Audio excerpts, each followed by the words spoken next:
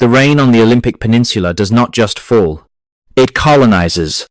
It seeps into the marrow of the cedar trees and the fabric of your jacket until everything is a heavy, sodden weight. Out here in the far northwest corner of Washington state, the green is so aggressive it feels predatory. They call it the Emerald Cathedral, but to those of us who have spent too many nights looking for the ones who never came home, it is just a vast, damp digestive system. The moss grows over the truth before the blood even has a chance to turn brown. It is a place where the silence is not an absence of sound, but a presence that watches you from behind the hemlock boughs. I have seen a lot of maps marked with red dots, each one a life that simply ceased to be, but the case of Jacob Gray sticks in the back of my throat like a piece of jagged bone. It was April 6th, 2017, when the world first realized the mountain had taken him. Jacob was 22 years old, a young man with a face that still held the soft edges of youth, but eyes that seemed to be looking for something the rest of us could not see. He was a traveler, a surfer, a soul who felt the pull of the horizon more than the comfort of a roof. He had set out from Port Townsend on his bicycle, towing a small trailer filled with his life.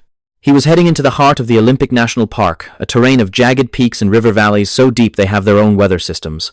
He was last seen pedaling toward the Sol Duc River, a winding ribbon of glacial runoff that carves through the ancient forest like a cold gray blade. People saw him. They remembered the young man on the bike. He did not look like a man in distress. He looked like a man on a mission. The first sign that the logic of the world had buckled was found on the side of the Sol Duc River road. A park ranger patrolling the quiet curves of the asphalt spotted a bicycle leaning against a guardrail.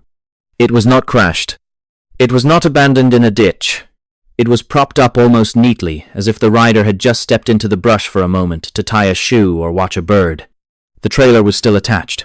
Inside were his tent, his sleeping bag, his stove, and his food. His 4-gallon water jug was there still full. His flutes, which he loved to play, were tucked away in their cases. Think about that for a second. You're in the middle of a wilderness that can kill you in an hour if the temperature drops and the rain turns to sleet. You are miles from the nearest town, and you walk away from your survival gear. You walk away from the very things that keep the cold at bay. The search that followed was an exercise in futility and rising dread. The Olympic National Park is nearly 1 million acres of vertical rock and tangled undergrowth. When a person goes missing there, the forest closes ranks. Search and rescue teams, dogs and helicopters descended on the Sol Duc Valley. They scoured the riverbanks, thinking perhaps he had slipped into the freezing water. The current there is a churning mass of white water and hidden strainers. Fallen logs that can pin a body beneath the surface until the flesh is stripped from the bone. Divers braved the numbing cold, peering into the emerald shadows of the deep pools. They found nothing. No clothing, no footprints in the mud, no scent for the dogs to latch onto. It was as if Jacob Gray had simply evaporated from the pavement, leaving nothing behind but a bicycle and a collection of silent flutes. His father, Randy Gray, was a man who refused to accept the cold arithmetic of a missing person case. When the official search was scaled back, as it always is when the trail goes cold and the budget runs thin, Randy stayed. He became a fixture of the forest, a ghost haunting the woods where his son had vanished. He walked hundreds of miles. He turned over stones. He looked under every fallen log. He spoke to the trees as if they might give up their secrets. He felt what many of us feel when we spend too much time in these places. There is a pressure that builds in the ears, a sense that the geometry of the woods is not quite right. You look down a trail and it seems to stretch longer than it should. You hear a whistle that sounds like a bird but has the cadence of a human voice. Randy did not find his son that year, but he found the crushing weight of the unknown. Months turned into a year. The winter of 2017 was brutal, burying the high country under 20 feet of snow. The Sol Duc Valley was white and silent, a tomb of ice. In the spring of 2018, the thaw began. The water roared off the peaks, and the green returned hungrier than before. It was not until August of 2018, 16 months after Jacob vanished, that a small crew of field biologists made a discovery that would rewrite the entire mystery. They were not near the road. They were not near the river where everyone had spent thousands of hours searching. They were high up on a ridge near Ho Lake at an elevation of over 5,300 feet. They found a few pieces of clothing, and then they found the remains. Jacob Gray was found on a steep, rocky slope miles away and thousands of feet higher than where he had left his bicycle. To get there, he would have had to hike through some of the most punishing terrain in North America. He would have had to climb through dense thickets of devil's club and vine maple across roaring creeks and up vertical ridges that would challenge an experienced mountaineer in full gear. And he did it without his camping equipment. He did it without his sleeping bag. He did it in the early spring, when the high country was still locked in a frozen grip. Why? Why would a young man leave the safety of the road and the warmth of his gear to engage in a suicidal climb into the clouds? The location of the remains defies the standard profile of a lost person. Usually, when someone gets disoriented, they follow the path of least resistance. They go downhill. They follow water. They try to find the low ground where the wind is less biting. Jacob did the opposite. He went up. He went toward the thin air and the exposed rock. When the biologists found him, his gear was scattered. A sock here. A boot there. This is a phenomenon sometimes seen in hypothermia, called paradoxical undressing, where the dying brain perceives a freezing body as burning hot. But that does not explain the trek itself. It does not explain the initial impulse to walk away from the bicycle and start a vertical ascent into a wilderness that was still buried in snow. There is a specific kind of cold that exists in the high Olympics. It is a cold that feels intentional. I have heard stories from hikers who felt a sudden, inexplicable urge to leave the trail. They speak of a shimmering in the air, a distortion of the light that makes the mountain peak look like a flat wall. They talk about the silence that suddenly becomes absolute, as if the world has been placed under a bell jar. Some call it the Oz effect. Others think it is something more physical. An infrasound frequency generated by the wind through the crags that triggers a primal flight response in the human brain. Did Jacob hear something? Did he see a beckoning light on the ridge that promised a warmth the valley could not provide? Or was he pulled up there by something that operates on a logic we have yet to map? The official report might say he succumbed to the elements, a tragic case of a young man overestimating his abilities or suffering a mental break. But those of us who look at the patterns see the jagged edges that do not fit that narrative. The bicycle propped up so neatly. The trailer left full of life-saving supplies. The impossible climb. These are the hallmarks of a specific kind of disappearance that haunts the national parks. It is the pattern of the high-altitude outlier. When you look at the map of where Jacob's bike was found versus where his bones were recovered, the distance and the elevation gain are staggering. It is a journey that would have taken everything a person had, leaving nothing for the descent. It was a one-way trip into the sky.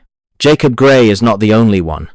The files are full of people who walked away from their vehicles or their campsites and were later found in locations that should have been inaccessible to them. I think of the case of Danny Philippidis, the firefighter who vanished from a ski resort in New York and turned up 6 days later in California, dazed and confused with no memory of how he got there.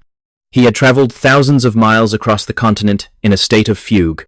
Or the case of Keith Reinhard in Silver Plume, Colorado, who walked into the mountains to find a missing person and became a missing person himself, his remains eventually found in a spot that made no sense for a man of his experience.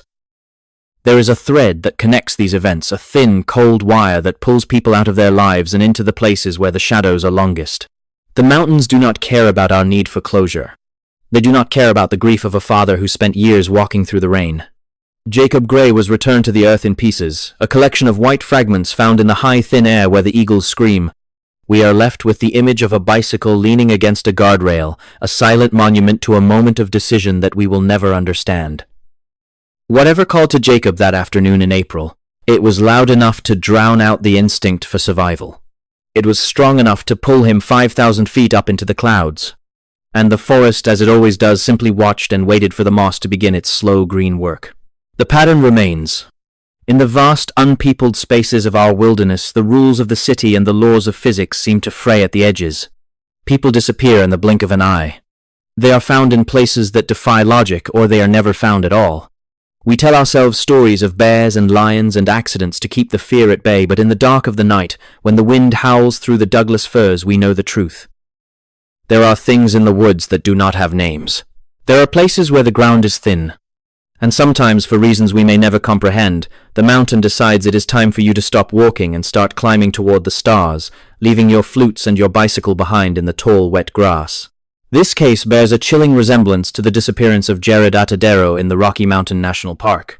A young boy who vanished while hiking with a group, only for his remains to be found years later at the top of a nearly vertical cliff face, thousands of feet above the trail where he was last seen.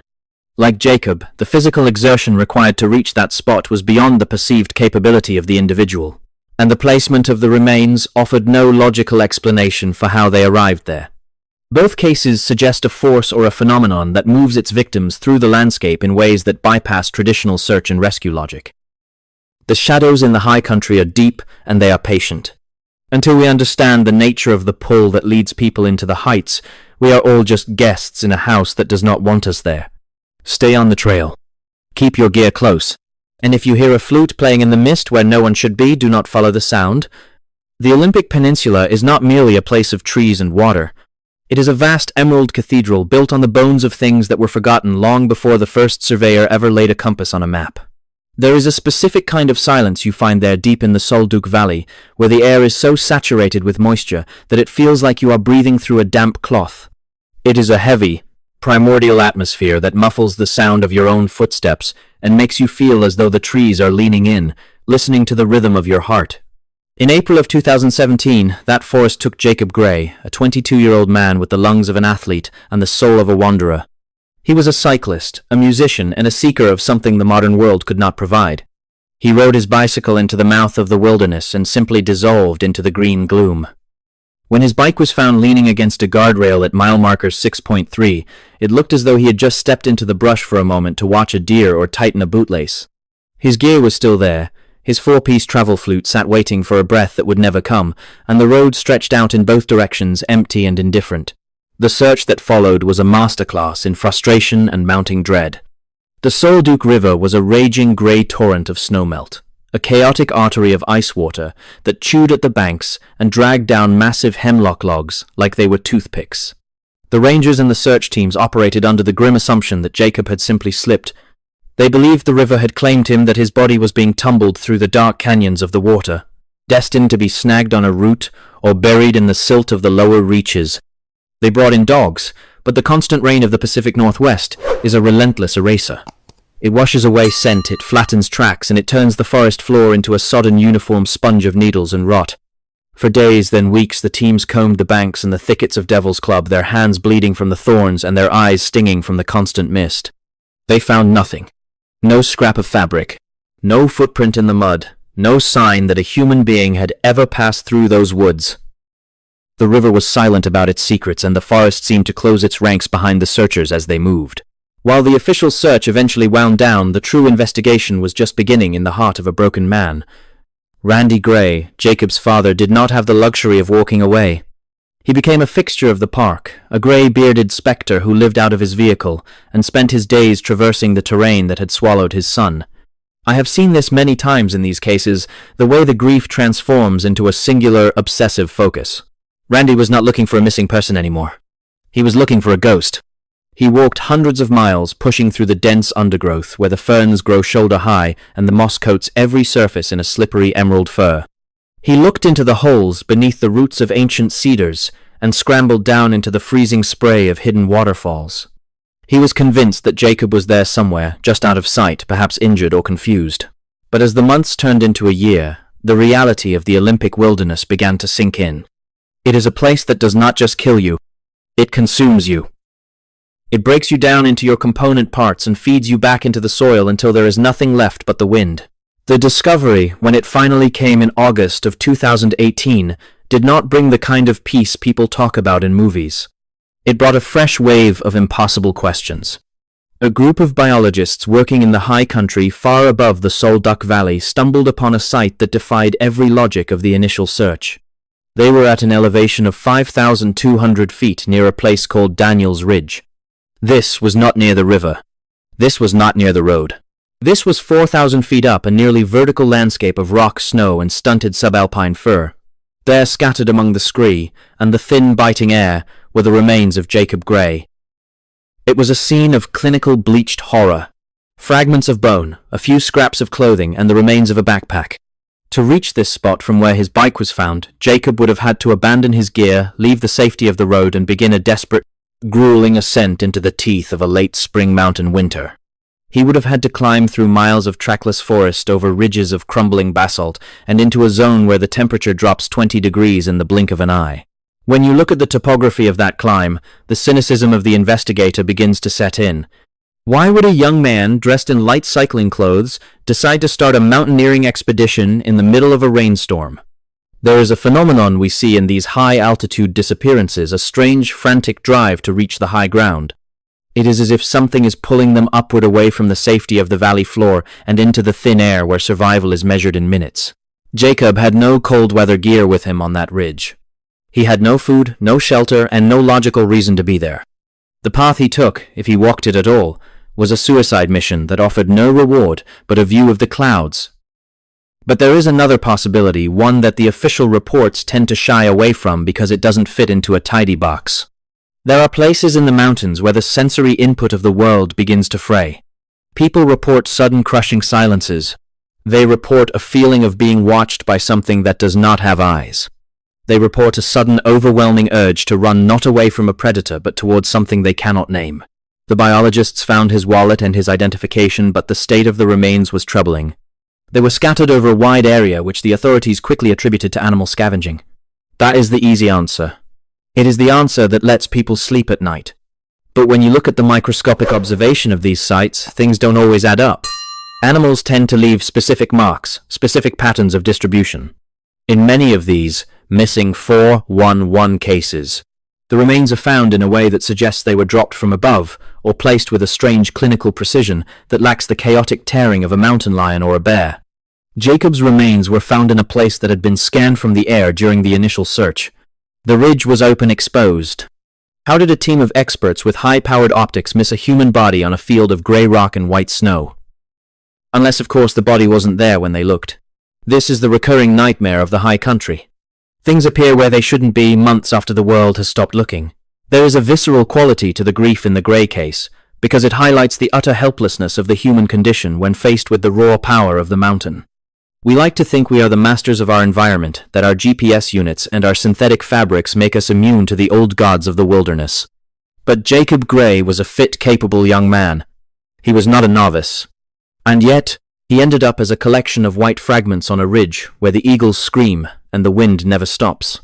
His father Randy finally had his answer, but it was an answer written in a language that no one wants to speak. It was the language of the void. The official cause of death was listed as exposure, a clinical term for the body shutting down as the heat leaks out into the indifferent air. But exposure does not explain the why. It does not explain the decision to leave the bike. It does not explain the climb. It only explains how the clock stopped, not who moved the hands. The pattern we see in the Sol Duc is the same pattern we see in the granite cathedrals of the Sierra Nevada and the dark, wet woods of the Appalachians. It is the pattern of the impossible climb. It is the pattern of the missing gear. It is the pattern of the searchers who see nothing. We are left to wonder if there is a predatory element to the landscape itself, a shifting of the physical laws that we take for granted. Some researchers suggest infrasound, a low-frequency vibration that can cause hallucinations, nausea, and a sense of impending doom. Others whisper about portals or thin spots in the fabric of reality where a person can step behind a tree and emerge in another world entirely. I don't know about portals, but I know that when you stand on a ridge at 5,000 feet and look down into the green abyss of the Olympic forest, you feel very, very small. You feel like an intruder. You feel like prey.